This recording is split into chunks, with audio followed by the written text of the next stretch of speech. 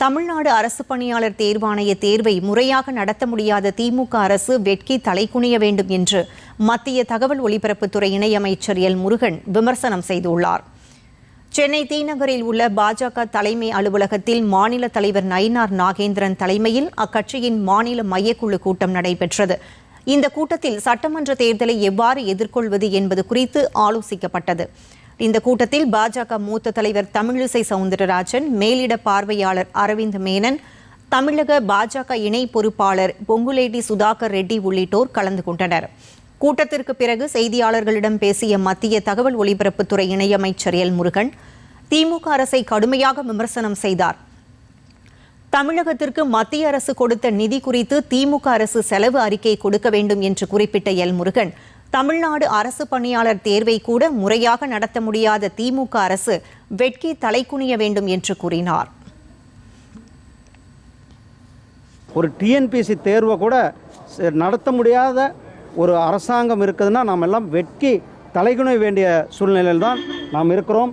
இது இளைஞர்கள் பார்த்து கொண்டிருக்கிறார்கள். இளைஞர்களுடைய வாழ்க்கையில் திராவிட முன்னேற்ற கழக அரசாங்கம் விளையாடி கொண்டிருக்கிறது. இளைஞர்களுடைய முன்னேற்றம் தான் இந்த தேசத்தினுடைய முன்னேற்றம்.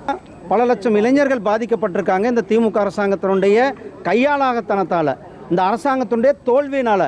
அதை பற்றி எந்த கூட்டணி கட்சிக்காரங்களும் கவலைப்படதில்லை. அவங்களுக்கெல்லாம் கூட்டணியில் இருக்கிறோமா இல்லையான்றது பெரிய கேள்விக்குறியாக இருக்கும் போல தெரியுது.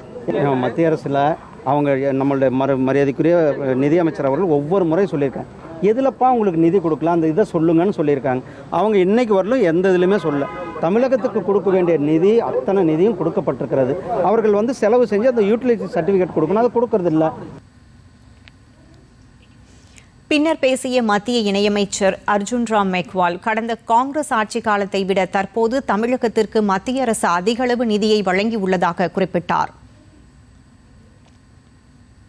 One girls hostel to be established in every district. So many times the Tamil Nadu name is also there in the budget, and we can give the data also for